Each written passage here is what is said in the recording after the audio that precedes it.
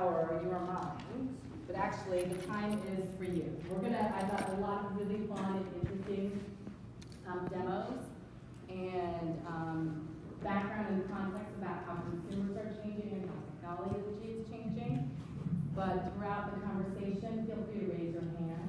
I think it's so much better to have a dialogue as we go through than to try and remember your questions at the end of the 30 minutes. And it means I don't have to talk a lot, which is great. All right, so can I see a show of hands around brands that you guys are in? Who is from a legacy Star Wars brand? No? Nobody. All right, Courtyards. One, Residence Inn. Oh, nice. Fairfield? Spring Hill Suites? Woo! Yes! Oh, why is it that you all sit together? Town Place Suites? A few of those. And then did I miss any? AC. AC, yes, and Moxie. Moxie, we've been doing some projects on Moxie. Awesome. So it's a really great representation across. One of the things that we want to do today is we'll give you like 2 seconds about our team, what we do, and then I'm going to share with you some of the big trends and what we're going to walk through today. Okay, let's see. My clicker's working. Might have to just.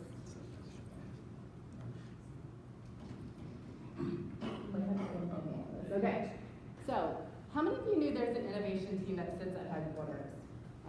One or two? Oh, yes. Awesome, good. So what do we do? Our job, our vision is to dream big on behalf of our customers. We want to think and dream about all things that could possibly be.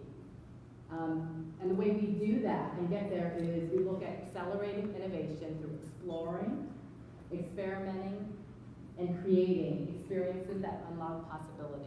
So we have the fun task of sitting and straddling between dreaming, but then making it very real and testing it in hotels with you guys. So it's a really fun job. We work on probably at any given time anywhere from 4 to 6 projects at a time. We'll talk about some of those projects as we go through it today so you guys can have a little insight to what Marriott is experimenting with. Okay, so what is today about? 1, I want to drive awareness about key trends that are happening out there among consumers, among your guests specifically, as well as technology. 2, I want to inspire you with some really cool outside examples that you can go home and do party tricks with.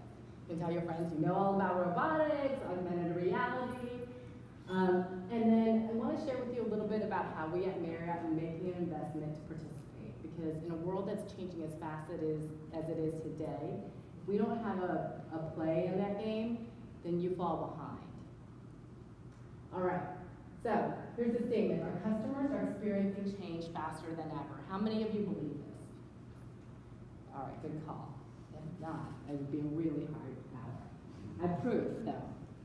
Take a look at this. You guys know what an adoption curve is, right? Early adopters and the whole bulk of people, and then the rest are called laggards. Here is the adoption curve for the telephone. Between 1900 and 2000, so a century, we've gotten to an adoption curve of probably about 95%. Let's see how this curve has changed. Do you see this yellow one up here? In 1980s, the PC got created. It's getting shorter and tighter, right? People are adopting these faster. Smartphone. Does anyone think that's a curve anymore? No. It's vertical, right? And these aren't, I'm not just conveniently picking a couple of examples for you. Look at the patterns that are happening. So what you're seeing here is like this very real adoption curve that happens early on in our history. But now with the advent of technology, the internet, how many of you remember when the internet was actually not a thing? Right? I remember when someone was like, you can go on Pine Mail, and there's this thing called the World Wide Web that Al Gore invented. But with the advent of all that, we've seen behaviors change drastically. And this is exciting, but it's also very concerning because we run hotels. We aren't Apples or Googles.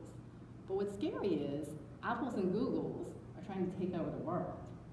And they have things like Google Trips, and they have devices that sit within all of our experiences. And so what's happening is not only are things going faster, but worlds are beginning to blend.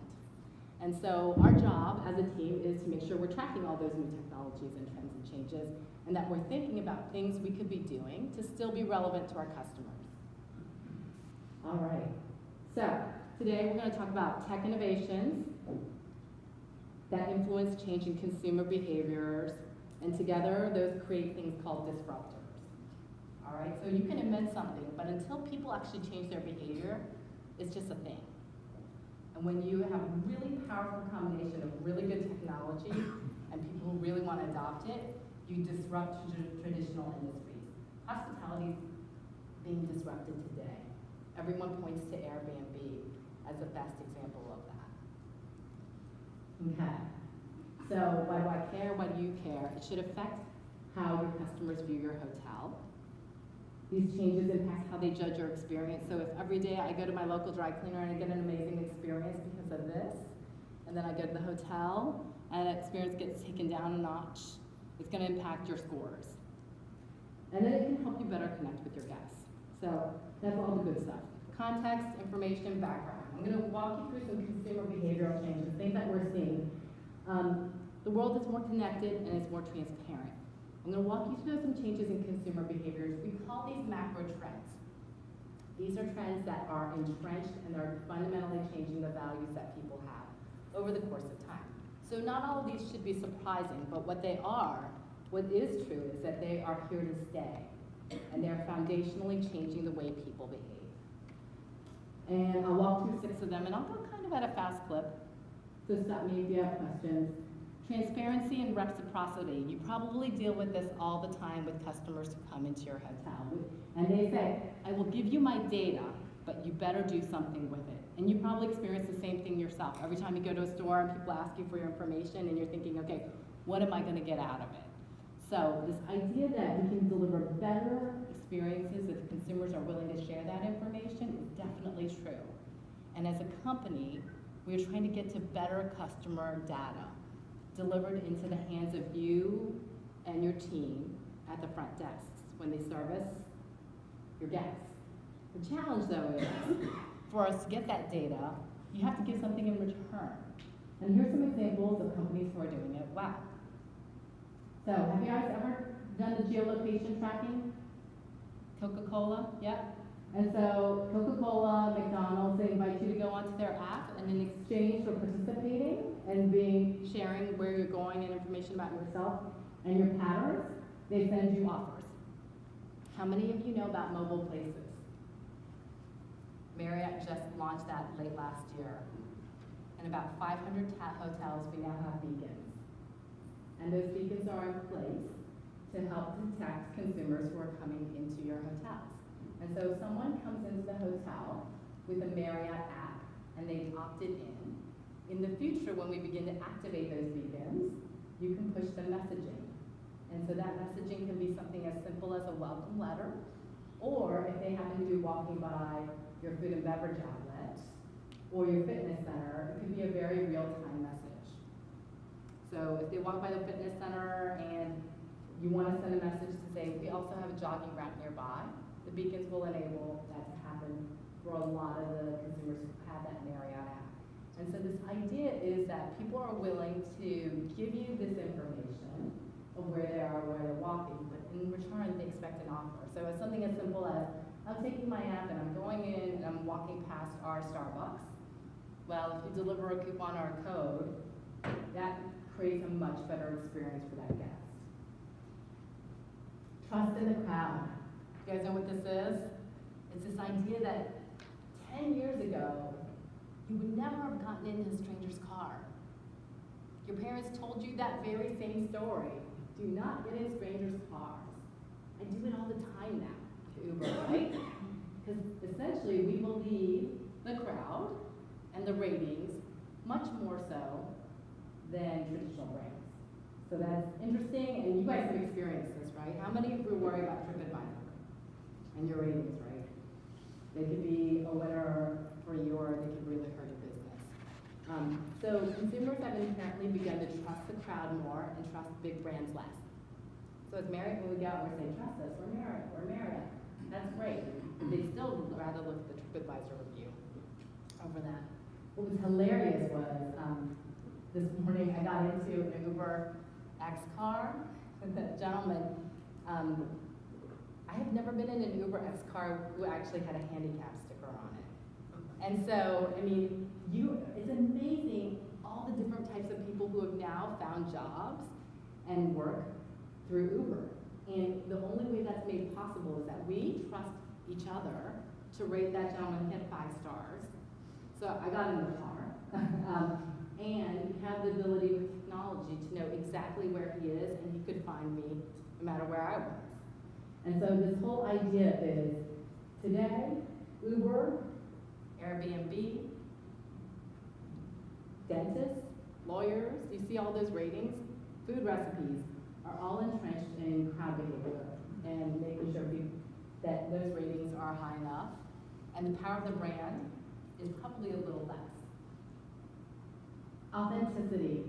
People are attracted to brands and services that are really true to their origins and their values. And that's really important. I think that one of the best things about our brands is that we are really authentic about service and care. And at the heart of it, people come to Marriott hotels because they know we have that as a foundation in our culture. But consumers are still seeking it. This is a fun example of Trip Scout.